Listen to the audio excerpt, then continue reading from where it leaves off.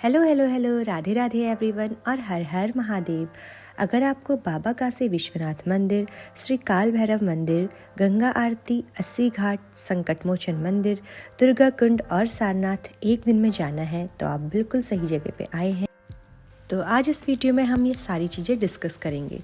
सबसे पहले अपने नियरेस्ट स्टेशन से आप किसी भी तरीके से, चाहे रेलवे स्टेशन या बस स्टेशन से, आप पहुंच जाइए बनारस की ओर। बस से उतरते ही आपको बहुत सारे ऑटो वाले मिल जाएंगे जो आपको मंदिर ले जाएंगे, पर सबसे पहले आप कोई होटल या धर्मशाला में रुक जाइए और स्नान करके चल दीजिए अपनी 80 घाट की ओर। 80 घाट पहुंचने के बाद आप गंगा मैया के दर्शन करके पूजा कर लीजिए और 80 घाट के आसपास ही आपको बहुत सारे बोट्स मिल जाएंगे जो कि आपको शेयरिंग में 100 रुपीज़ पर पर्सन के अकॉर्डिंग आपको बहुत सारे घाट घुमा लेंगे, पर ये 10 बजे बाद ही चलते हैं। और आप चाहें तो उस समय आप बीच में बोटिंग कर सकते हैं, पर हमने यहाँ लोगों से पता किया तो हमें पता चला कि घाट घाट ही सारे घाट एक दूसरे से जुड़े हुए हैं और वहीं से बाबा विश्वनाथ का कॉरिडोर का रास्ता है। तो हम पैदल पैदल चल दिए थे घाट घाट ही बाबा विश्वनाथ के मंदिर की ओर। तो ये लगभग 2.5 किलोमीटर होगा। तो और सुबह पूरे घाटों के दर्शन हो जाएंगे अगर आप पैदल पैदल जाएंगे। तो हमने तो सारे घाटों के दर्शन ऐसे पैदल पैदल घूम के कर लिए थे। तो इसमें बीच में बहुत सारे घाट आए थे, जैसे तुलसी घाट, राजा हरिश्चंद्र घाट, और आप देख सकते हैं आगे बहुत सारे घाट थे, केदार घाट, दशाश्वमेध घाट। तो हमें सारे घाटों के दर्शन हो गए थे। तो इस तरीके से अगर आप चाहें तो घाटों के दर्शन भी कर सकते हैं और पैदल पैदल आप बाबा विश्वनाथ के मंदिर की तरफ भी जा सकते हैं। तो इस तरीके से सभी घाटों के दर्शन करने के बाद हम पहुंच गए थे बाबा विश्वनाथ के कॉरिडोर की ओर। और अब यहाँ होटल या धर्मशाला की बात करूँ तो यहाँ आपको बहुत सारे होटल और धर्मशाला मिल जाएंगे, लेकिन हमने 80 घाट के आसपास ही होटल लिया था। तो 80 घाट के आसपास होटल के चार्जेस थोड़े हाई रहते हैं, तो आप इस चीज़ का ज़रूर ध्यान दें कि नॉन एसी रूम भी आपको 1500 से अबव ही मिलेगा। तो आप कोई अच्छा सा धर्मशाला ढूंढ के वहाँ रह सकते हैं। और अगर बात करें बाबा विश्वनाथ मंदिर की, तो ये मंदिर सिर्फ 3000 स्क्वायर फीट का था, but after renovation and upgradation ये मंदिर अब 5 लाख स्क्वायर फीट तक का है। तो हम पहुंच गए थे इसी तरीके से बाबा विश्वनाथ कॉरिडोर की ओर। और कॉरिडोर में एंटर करते ही आपको मिल जाएगा सुगम दर्शन टिकट काउंटर। क्योंकि मंदिर में बहुत भीड़ रहती है, तो अगर आप एक दिन के लिए आए हैं और आपको और भी मंदिरों के दर्शन करने हैं तो आप 300 रुपीज़ पर पर्सन का टिकट ले सकते हैं, जिसके साथ वो आपको बाबा जी को चढ़ाए जाने वाला प्रसाद भी देते हैं।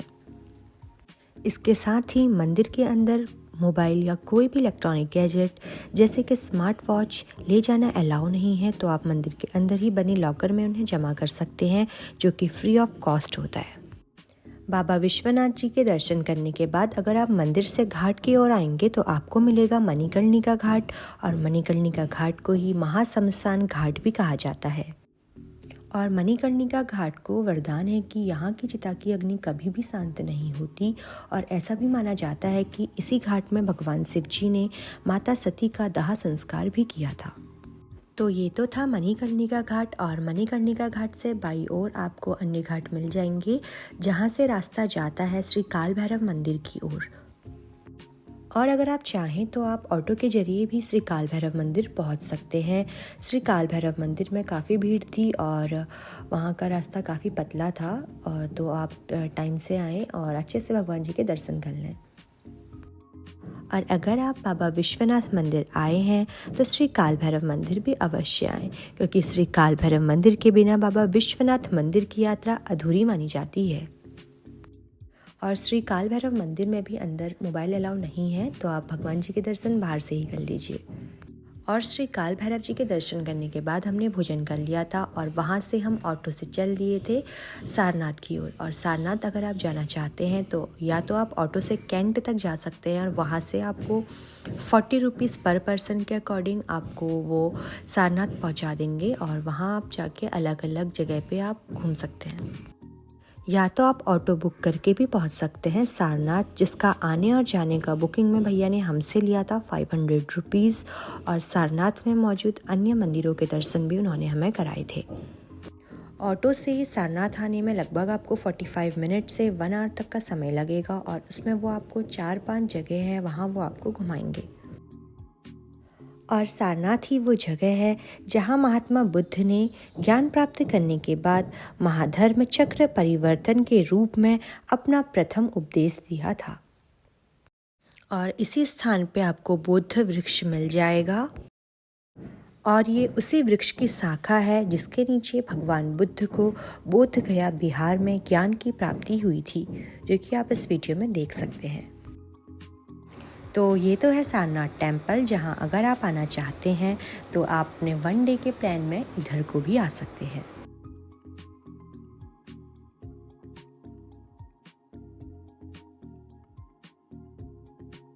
और यही है वो बौद्ध वृक्ष की शाखा जिसकी मैं इस वीडियो में बात कर रही हूँ। और इसी सारनाथ टेम्पल के पास ही में है सारनाथ आर्कोलॉजिकल साइट, जहाँ मिलेगा धार्मिक स्तूपा जिसे मेन स्तूपा ऑफ सारनाथ माना जाता है।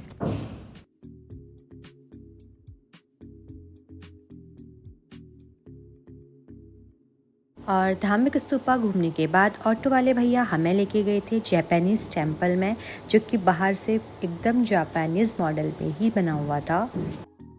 और अगर आप भी सारनाथ आए हैं तो ऐसे यूनिक टेम्पल्स भी आप आ सकते हैं। और अगर बात करें जापानीज़ टेम्पल की तो आप देख सकते हैं अंदर से वो कुछ इस तरीके से बना हुआ था।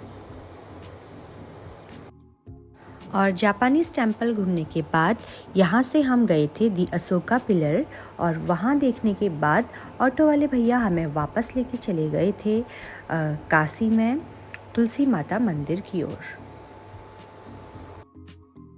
तुलसी माता मंदिर, दुर्गा कुंड मंदिर और संकट मोचन हनुमान मंदिर आपस में एकदम पास में हैं, तो आप इन तीनों जगह का दर्शन कर सकते हैं। और अगर तुलसी मानस मंदिर की मैं बात करूं तो यहाँ की सारी दीवारें रामचरित्र मानस के दोहे और चौपाइयों से सजी हुई हैं, जो कि काफ़ी आकर्षित करती हैं। और इस मंदिर के ऊपरी मंजिल पर श्री राम और कृष्ण जी की लीलाएं प्रदर्शित की जाती हैं।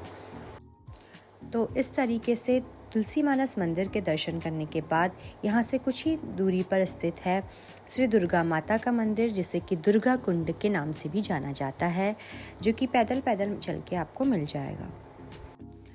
और दुर्गा कुंड की दुर्गा जी का 9 देवियों के क्रम में चौथा स्थान है, जो कि माता कुष्मांडा देवी का है, और इस मंदिर को कुष्मांडा देवी के नाम से भी जाना जाता है।